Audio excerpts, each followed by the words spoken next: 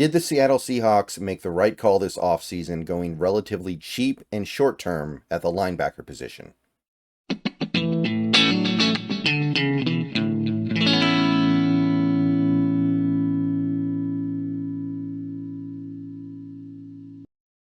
What's up, everybody? Good morning. Welcome back. We are continuing on with the prediction series, and like I said, we're moving back across the defense.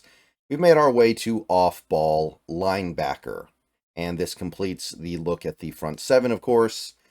And this is an area where the Seahawks seem to be embracing a relatively clear and, I would say, good strategy.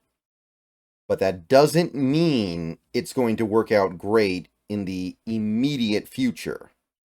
What I mean by that is the Seahawks took a very particular approach at the off-ball linebacker position this offseason, in that they did not spend big, did not make long-term multi-year deals, and were content getting some guys that were, for one reason or another, far from blue chip value in this free agency class.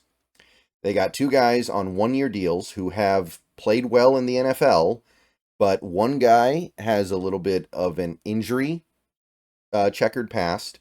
He misses a decent amount of time. And the other guy has only really played effectively in this league for about half a season. So both guys have big question marks. Both guys had to settle for one-year deals with not huge amounts of money attached to them. And behind them, we currently have a rookie that, honestly, most Seahawks fans are not super excited about, who, to my eye, doesn't necessarily look ready to be a great player in the NFL, and then some guys who we have very low expectations for. So this is a position where the Seahawks are shallow and lacking top-end star power. This might be one of their weakest positions, honestly. It's up there with offensive line. So I want to stress this. This is not a bad idea at all. Going cheap, not spending big resources, and just making do with whatever you can put together on the off-ball linebacker spot is probably a good thing. In the modern NFL, the inside linebackers don't matter as much as they used to most of the time. And I think that deciding to cheap out here might work out well. However, that doesn't mean these are going to be the guys who end up making it work with the Seahawks. They might just end up being experiments that fail, and then we move on to other cheaper guys next offseason. So we're going to take a look at what I think these guys are going to do this year. Before we get to that, though, please like this video if you haven't already. It helps the channel out. Subscribe if you're new. Click the bell if you want notifications. Consider becoming a member of the channel, $2 a month. All right. So let's start with Jerome Baker. Pretty clearly, I think, our top inside linebacker. Obviously, when you're looking at Baker and Dodson, you're more differentiating them by the Mike and the Will. But I do consider Baker to be probably our top inside linebacker right now. And he's a good player. He's been a good player in this league for a while now. He proved himself in Miami on multiple occasions. And he's a guy who puts up good stats. He's a guy who puts up numbers. He's a guy who makes plays all around the field. I think he's a good player. The main issue is he's coming off a significant injury he suffered in Miami. And if we're being honest here, I don't think it's very realistic we get a full 17-game season out of him. I can't imagine that happening. That would be really, really fortunate if we were able to do that. Now, for the games he does play, because I think he'll play most of the season, I think he will continue to be an effective player. So for tackles, I went with 97. I think he would easily clear 100 if he played enough games, but I'm going to say he plays like 13 or 14 and falls just a little bit short. Remember, I'm giving a lot of tackles to the guys on the defensive line and the edge rushers, so that's less for a guy like Baker. Tackles for loss, I went with 6. I don't get the sense we're going to be having our linebackers do a ton of gap shooting and guessing this year. I think we want guys who just kind of play more disciplined and try to prevent the big play, and aren't just rushing into the backfield trying to make educated guesses on where the ball is going. But we haven't seen Mike Macdonald's defense here yet, so we don't know that. Sacks, I do think there's going to be a decent amount of blitzing because that's Mike McDonald's way, so I'm going to say 4 sacks. Baker has been a relatively good sack guy previously. He's gotten a lot of sacks in previous years. Seems totally reasonable to me. Also went with 10 quarterback pressures. I think he's going to blitz enough to do that. He's certainly going to be on the field for a lot of third downs, so I think it's totally reasonable. And then we have pass yards allowed, which I'm not going to go into super in-depth detail on exactly how I think these guys will do in coverage because honestly, at a certain point you're just throwing darts at the wall. But looking at what he's been previously and looking at the makeup of this team, I think he'll give up quite a bit. I went with 446 yards. And if he did that based on the way I think this team will be broken out in 2024, I'd be totally fine with that. QB rating allowed of just under 97. I think he'll get picked on a little bit. It won't necessarily be because of him doing anything terribly wrong. It'll be more a reflection of the fact that this team is kind of built to be attacked on the inside linebacker spot when it comes to coverage stuff because of how good our cornerbacks look like they're going to be. All right, next guy is Tyrel Dodson. This is a guy who I am excited about. I acknowledge the fact that he only really had one good half season in Buffalo, but it was a remarkably good half season. He was one of the best players in the league when he got forced into duty. Now, it is suspicious that he had never done anything before then, but he didn't have an opportunity. He was stuck behind good players in Buffalo.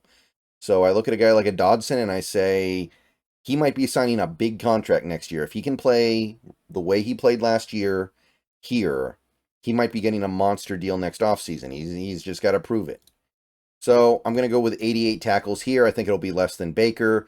I also kind of don't think he'll play all 17 games. I wouldn't assume that of most players anyway, but a guy like Dodson, who has never played a full season, I don't necessarily think it's wise to just expect him to will that out of thin air.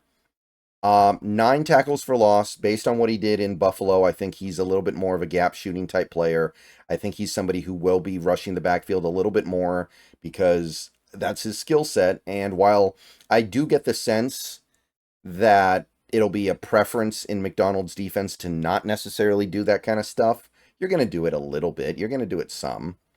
So 9 tackles for loss, and I went with 3 sacks. There's going to be a good amount of blitzing in this defense.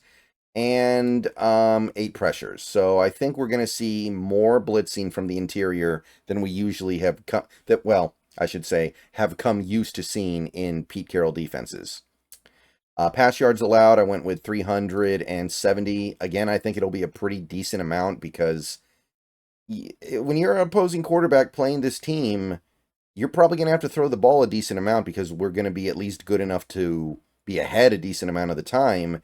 And you're not necessarily going to want to attack the cornerbacks, which is the strength of the team. You're going to want to go after the linebackers, and Dodson's just one of them. Quarterback rating allowed, I went with 104.2. I just see a lot of games where teams are trying to mount a comeback at the end by attacking our linebackers because that's the weakness of our coverage. So they're going to give up stuff. I wouldn't be surprised if both guys picked up an interception or something along the way, and maybe that'll help the numbers a little bit. But generally speaking, I think it'll be more a product of circumstance rather than them being terrible players. Not expecting a ton from anybody behind them. Right now, I guess the first man up would be Tyrese Knight if he looks good enough in training camp and preseason. 34 tackles. He'll get out there occasionally, but it's not going to be a big part of the defense. I think that we'll be in a situation where we really won't want him to be out there, and when we put him out there, we're going to be kind of like, hold on to your butts. I went with 3 tackles for loss. Shooting gaps is kind of a big part of his skill set based on what he did in college. I just don't know how much we'll be able to lean on him to do that. And while we're here, I think that because he lacks NFL experience, he's going to guess wrong a decent amount. So sometimes he'll shoot the gap and just be in the complete wrong place. So not expecting a ton there. Don't have him getting any sacks. I do have him getting a couple of pressures. And I have him giving up about 89 pass yards, which that's whatever. 113.5 QB rating. He's not going to get targeted enough to where that's going to mean anything like really bad. That's just going to be like, oh, that's just what you give up when you play a little bit. And then you got John Radigan, who I do think will be asked to redo his contract at some point this offseason to get it to minimum levels instead of the tender. And I do think that he'll play a little bit as like the 4th linebacker. So 15 tackles, none for loss, Don't really have any sacks here. Don't have any pressures here. I don't have much to say here, right? This is just like you're cleaning up whatever's left when these guys play their snaps, whatever's left over. So 34 pass yards allowed, 117.1 QB rating. It'll be not very good, but it'll also be a very small overall amount of damage. And yeah, those are my totals. So if we can get this out of our inside linebacker group, I will be really happy. Now, again, when you're talking about players like this, the stats only go so far. In order to really understand what these guys are doing, we're going to have to look at how this team does in the run defense, because that's what we're trying to fix. And that's the area of this team that could be really ugly this year, because we didn't go out and splurge on a linebacker. We were actually very, very, how should I put this, very frugal at the linebacker spot. So if our run defense is good this year and these guys work well with the fronts that we put up, then even if they don't put up these stats, it'll be good enough. All right.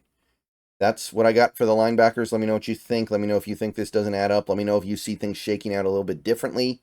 I'll see you guys later. More prediction videos coming in the coming days very soon. We're just most of the way through now. We're a good chunk of the way through now. We don't have a ton left. Let's just wrap it up. Let's get to the end of the line here, and we'll basically be at training camp by then.